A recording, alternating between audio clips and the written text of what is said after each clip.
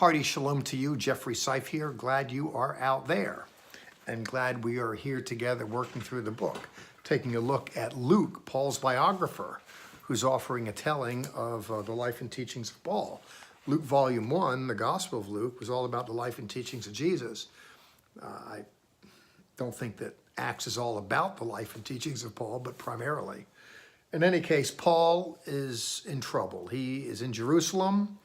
He went to the temple in order to demonstrate his fidelity to the ancestral Jewish religion. A lot of people think he parted ways, but that's a little bit overly simplistic. I think for Paul, receiving Yeshua, receiving Jesus, gave a new vibrancy to what he was all about. He didn't just jettison entirely Jewish faith, virtue, culture, tradition, as people construed him to have done. He wants to defend himself. He's in Jerusalem, and at the beckoning of the leaders of the congregation there, the Messianic congregations there, he goes to the temple publicly, makes sacrifice, and endeavors to show his fidelity to the ancestral faith. Well, people recognize him from Asia Minor, where he was before, and a riot ensues, and he winds up getting spirited away by the police. And in the process of all that, he has an opportunity to make a defense for himself. Luke gives voice to his own defense. We're told in chapter 22:1, he addresses the crowd, "Brothers and fathers, listen to my defense." Note that he uses familial language and reverential language in addressing the Jewish people. That in and of itself is something that's just so out of vogue. The church has been very draconian, very harsh with Jews. But Paul, the founder of the church, if you will, as an institution, he's not like that. He says, when they heard that Paul was addressing them in Aramaic, they became even more quiet. In other words, he's reverential in his tone, and he is relating to them in a language. He's endeavoring to demonstrate that he is them, and he gets a hearing because of that. And by the way, I could just camp on that alone and get happy and preach my little heart out, because that's so much what a Messianic Jewish experience is all about, and this Bible. That is to say, being able to articulate the Jesus story in a way that comports with Jewish sensibilities, by using Jewish language, by using Jewish thought processes, the pictures that go along with the Bible. It's all very, very, very Hebraic, hoping to settle people down and be able to get a hearing. We want to help Jewish people come to know Jesus, and we want to help Jesus people come to know Jews. And you speak a language that people understand. Paul did. He goes on to say, I am a Jewish man born in Tarsus. He didn't say I was a Jewish man. He didn't say I used to be a Jewish man. I am a Jewish man. Now, by the way, when I accepted Jesus, I was enculturated to say I used to be a Jewish man, but now I'm a Christian man. No one who's a Korean who accepted Christ would say I used to be a Korean man, but now I'm a Christian man. No one who's African American would be told I used to be an African American man, but now I am a Christian man. People retain culture, except with Jews. There's something inherently evil about being Jewish, so we have to extricate Jews from that culture. Well, that's the thinking, and it's flawed, of course. And Paul, if that is reality, Paul never got the memo. He is representing himself as true to a Jew as he can be. So he says, I am a Jewish man. He notes he was from Tarsus. He was brought up at the feet of Gamaliel. It's an archaic expression there that he was trained as a religious Jew. He was brought up in it, trained in it, in a way that would make sense to his hearers. He says, trained strictly according to the Torah of our fathers, being zealous for God, just as all of you are today. He's granting that they have a certain zeal and enthusiasm, a fervor.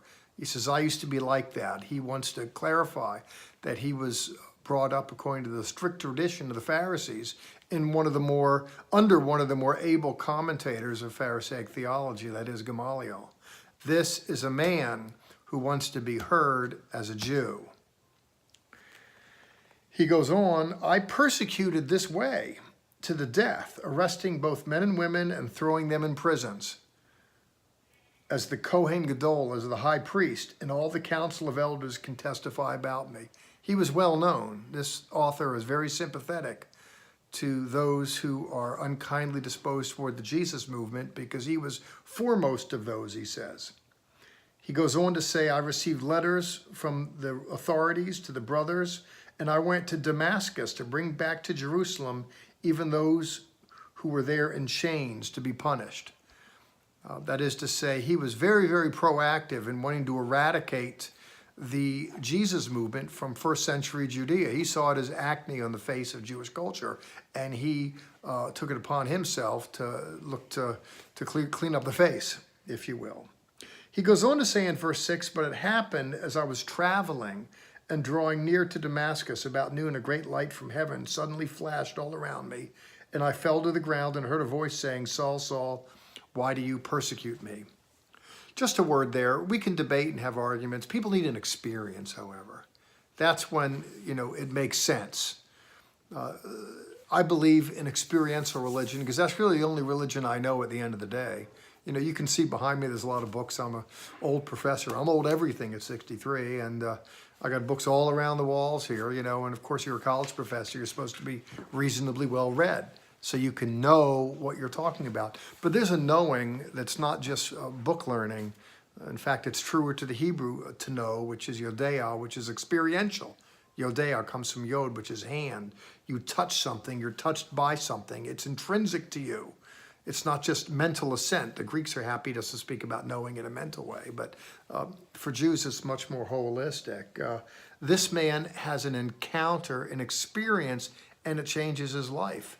You might have some tough people in your life, in your world, that aren't responding to your words. Well, keep the prayers up because, God has a way of changing people's hearts. That is to say, getting internal to them experientially. Well, here's Paul on the road, and the grace of God extended itself to him. A flash of lightning knocked off his horse, hearing a voice, Saul, Saul, why do you persecute me? He answered in 8, who are you, Lord? He's reverential. He realizes he's been knocked off his horse by the divine. He said, I am Yeshua HaNatzrati, whom you are persecuting. I am Jesus of Nazareth. Again, it's revealed to him. The Lord goes out of his way. Elsewhere, he speaks of the Lord who was gracious to reveal himself to him. Well, that's how he was revealed, with a car accident on the highway, if you will. But it's funny, the Lord does different things to get to different people in different ways in different days. It's the way the game is played. So don't you give up. If you have a difficult person in your life, God can turn it around. I got news for you. There are a lot of people disconcerted because of this guy, Paul, this crazy rabbi running around. A lot of believers in the Lord. Oh, Lord, do something. Deliver, deliver. God delivered all right. He made Paul into one of them. Miracles happen. Amen. What a story. What a book. It's fascinating. Thanks for going with me on the journey. Let's look at the book again. We'll do it in a week. I'm going to sign out now. Jeffrey Seif saying ciao.